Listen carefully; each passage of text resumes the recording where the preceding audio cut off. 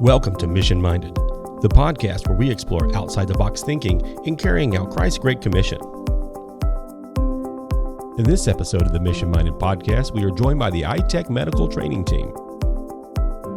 Trina and Rhonda share how God is using their backgrounds in medicine to bring medical training to Indigenous Christ followers across the world. They describe their experiences in the field and share the goal of ITEC's medical training program: to share the basic skills of caring for others' physical needs so people can both hear the good news of Jesus and experience His love in a tangible way. Now here's your host, Kristen Engel. Well, welcome to the podcast. We have Trina and Rhonda. Thank you for having us. Good to be here. Some ladies at ITEC. This is kind of exciting, an all-ladies podcast. Don't think that's been done here before, so it's good to have you here, and it's your first time, both of you, on the podcast, right? Yes. Mm-hmm. Very, very cool. Well, Rhonda and Trina are medical trainers here at ITEC, and before we dive into what all that means, I'm going to let you introduce yourselves. Trina, can you tell us a little bit about your background and how you came here to ITEC? Mm-hmm. I'll try to give you the short version. Okay. My name is Trina. I'm a family doctor by background. I've been with ITEC. This is my 10th year. And I had friends that had been telling me for years about ITEC. And I was actually in seminary getting some biblical counseling training when I felt like God redirected my path from doing straight medicine to I was going to do counseling and add that into what I was doing. But he basically told me when I was in seminary to give it all away, to give away the medicine, the counseling, the theology. And I'm like, okay, sounds good. So what's that going to look like? Complete silence for about 6 or 7 years. Okay. And about that time, I came across, continued doing mission trips, came across a couple. The husband was a vet, animal doctor, and he was actually training people in northern Honduras. And that was the first time I actually saw people training. And I began to think, okay, maybe that's kind of what it could look like. But it wasn't until I actually went to the Global Missions Health Conference, just kind of the last minute after I quit my job in Philadelphia, and basically just wanted to talk to Steve Saint and some others about my ideas. And that's how I met Steve. Was floored when I basically just began to share my heart, and he was like, "We've been praying for somebody like you for years." Wow. And so, about a month after that, I came down to visit ITEC, and about 6 months later, I was part of the team. Wow, that's amazing. That's amazing. Rhonda, can you introduce yourself a little bit? Tell us about your background and what brought you here to ITEC. Okay, I'm Rhonda Walker, and I am a nurse, and got my nursing degree in Augusta, Georgia, graduated in 2000, and have worked with double-boarded doctors, internal medicine and pediatrics, until my husband and I joined a mission organization and moved to Ecuador. While we were in Ecuador, I was answering some emails and checking Facebook and doing some updates, and a post came up about ITEC, and a video, I opened it and read about it, and then I went to the website, and there was an announcement that ITEC Ecuador was beginning a medical training department along with in their training center in Shell. Oh. So I zipped an email to Jim Tingler, told him I was a nurse and living in Ecuador. The organization that Robert and I went to Ecuador with had dissolved. We were there independently. And within a couple of hours, I got an email back from Jim. And then a couple weeks later, heard from Gallo in Shell, who is the director of ITEC Ecuador. And within 6 months, we had moved to Shell and joined ITEC Ecuador. And a couple of years later, we moved back to the States and joined ITEC USA.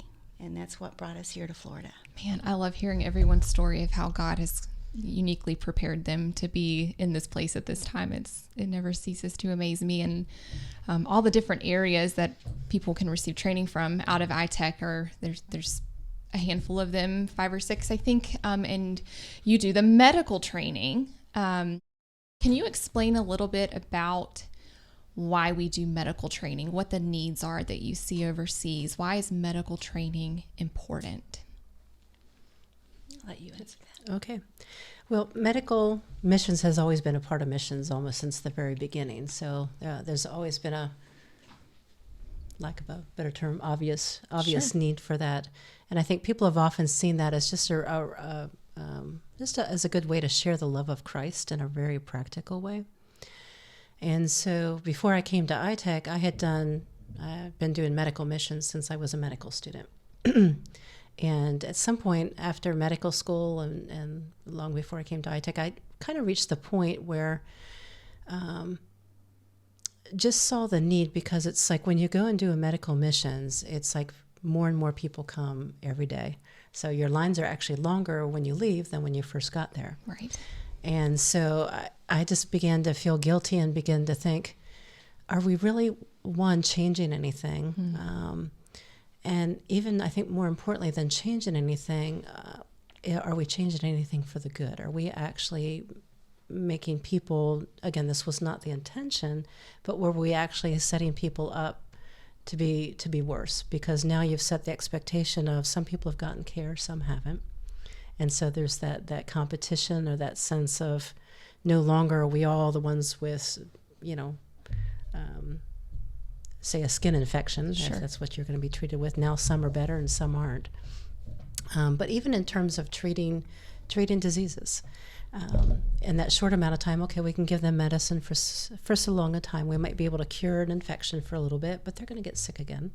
We've not done anything to help prevent that whole process. And then it's like when we come, a lot of times what I've seen, it's in competition almost, where the mission team actually eclipses the church, the pastor. And so it almost devalues the faithful servants that have been there and serving, because now all the focus is on the mission team. It's kind of that sense about people are going to get sick, but what have we really changed? And so long before I came to ITEC, I was beginning to think, okay, I'm done with medical missions. I don't know how else to do that besides to train. But and I think as I read The Great Omission, which was a book that Steve wrote a number of years ago, it just really echoed my own thoughts and my own heart about things. Right. And to hear, as he was talking about how the Waodani themselves expressed their frustration about those that were not treated, and about the frustration that people get sick, but the missionaries aren't always there. Right. And so that's kind of what got my thinking to going, the training where we can go and spend time and little by little begin to equip them to take care of a lot of basic health care. Yeah. Not to make them nurses or doctors, but so they can provide the care.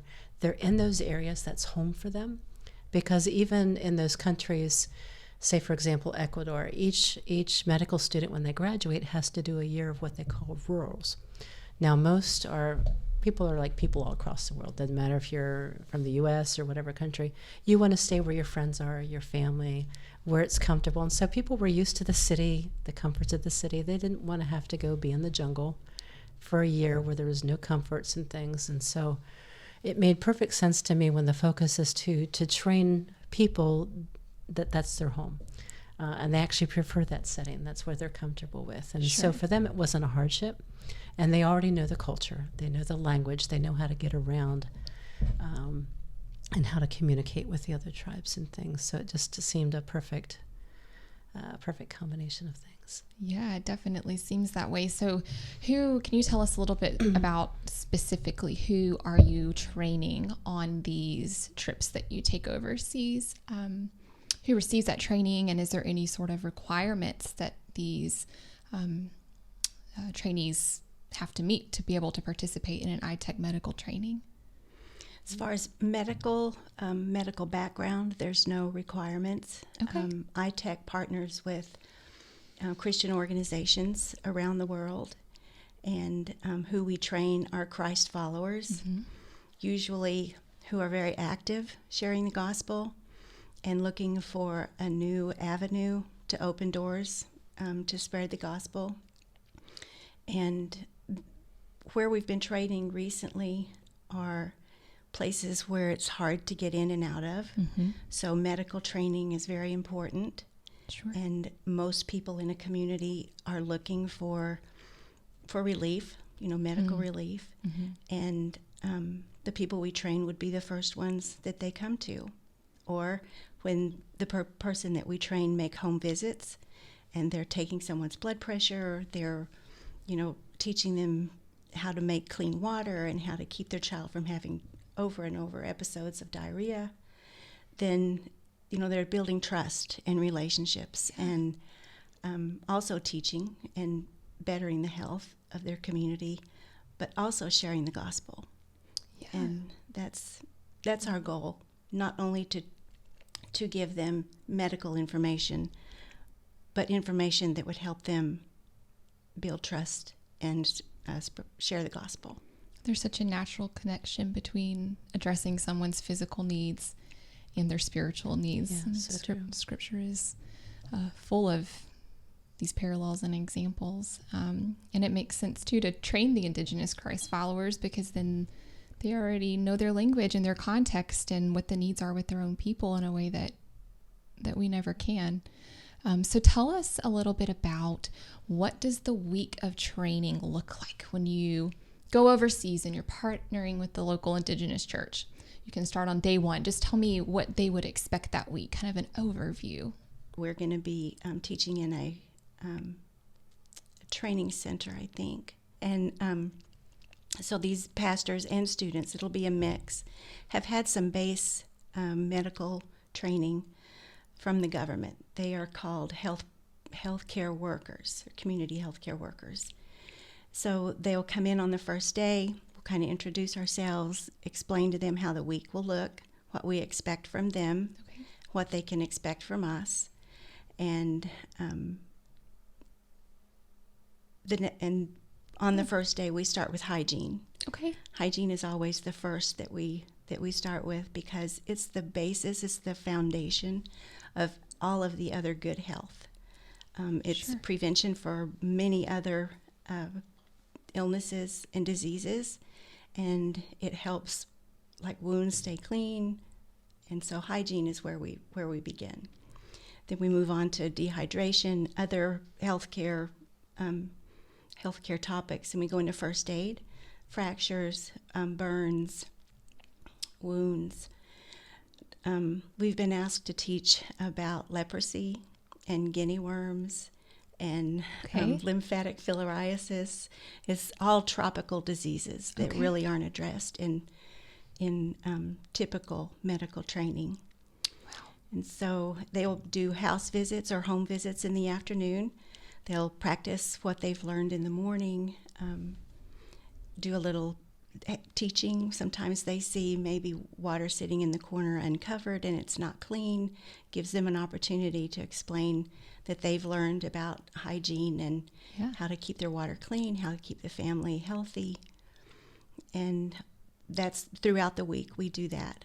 And there's hands-on activities that they do. We show them how to clean and wrap a burn. Okay. So they clean and wrap a burn or a wound. We teach them about not setting a fracture, but splinting to where they could get someone to help. And then on Saturday, or the last day of training, there will be a final exam and then a graduation ceremony at the end. Wow, that is a full week of a lot of information. And how do you decide what you will be training on? I know that there are maybe some basic medical things that you teach across no matter where you are, but as far as the specific things like knowing the tropical diseases that you need to address, how do you know what you're going to be taking over? Sometimes we ask them, what health issues are you seeing in your area? What needs to be addressed? And they, other than our basic topics that we always teach, like hygiene, dehydration, things like that, they give us health issues that they need to address. And if it's not something that we've taught in the past, we dig in and we research and we Trina being a doctor, she does a lot of the final final touches on the curriculum. Okay. But it's always what they feel is their need, where they are. So important to listen and to understand before taking the training overseas. Trina, do you have an experience or something that's happened on any of these training trips that really just stands out to you that you'd like to share? There's so many over the years, but I'm going to share one that took place in Kenya a number of years ago, and this was before Rhonda had joined us. We were working with a group of, it was mostly young Maasai women, just south of Nairobi. And I'd been doing trainings by that point probably 7 years. And I've seen the effect that the trainings can make on a community and on an area in terms of being able to promote the spread of the gospel and just promote better health care and better health. But these young Maasai ladies were probably somewhere late teens, early 20s. And so most of them were talking about, as we were preparing to do the home visits, they were all, they were all like, you're white, you're a doctor. Of course, people are going to listen to you. They're going to want you to talk.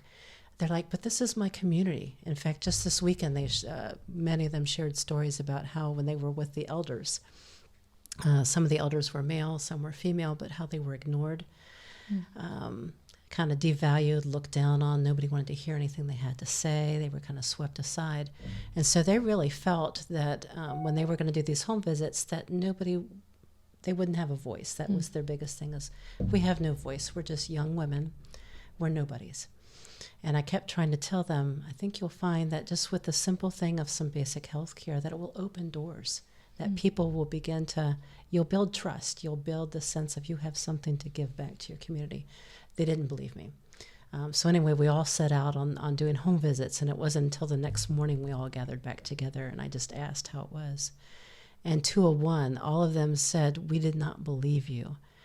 But when I shared just even some basic things, and I, put the blood pressure cuff on somebody's arm, the very same elders that had ignored me and devalued me this past weekend were now asking my advice. Wow. They were asking me to come back. They were asking my opinion about how they made their clean water. Was this good? Was it not? Inviting me back to their homes.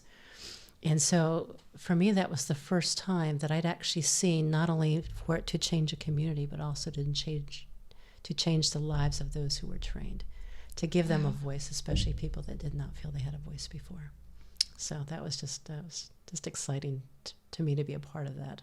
Yeah, that's incredible. And to see that. That is incredible. Rhonda, do you have an experience that you'd like to share with us about your time in medical training? I haven't been with ITEC as long as Trina, but I do have a couple that stand out. When we went to Haiti in 2019, there was a gentleman in our class who was a midwife, or he attended all the babies' births in his community. Sure. And we taught a module called Helping Babies Breathe, and that is taught by the American Academy of Pediatrics. And it's the golden minute after a baby's born, things that you can do to ensure that it is alive and that you can keep it alive. And in some countries, when a baby's born and they're not breathing, they just lay them aside, and they don't try to stimulate them, get them to breathe. They really don't know how, I guess. But when we were going through Helping Babies Breathe, this gentleman,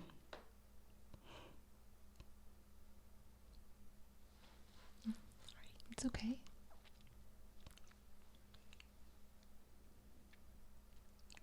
became very sad. He was thankful for the training, but he realized how many babies he could have saved if he had had it sooner. He had been attending births for years, and now he'll be doing things different. Wow. And more babies will be saved from the training that we gave him and the training of all the others that were there, but especially him. Yeah. And that's something that he can take and pass on, so that hopefully, God willing, won't be as prevalent of an issue. That's really powerful. Medical training. Yeah, we talked about how there's such a strong connection between your physical needs as a person and your spiritual needs, and to be able to give someone the opportunity, the tools that they need to learn these medical skills so that they can in turn help their community and share the gospel. That's big. That's big stuff. I really, really appreciate you both taking the time to be here with us today. I know you have a lot going on preparing for your next trip, so thank you for being here, and thank you for joining us for this episode. If you would like more information about the medical training program here at ITEC, you can visit our website. It'll be linked in the show notes. Thank you for joining us today, and we'll see you on the next episode of the Mission Minded Podcast. Thank you for joining us for this week's episode of Mission Minded. For more information on today's topic and show notes, please visit our website, itecusa.org.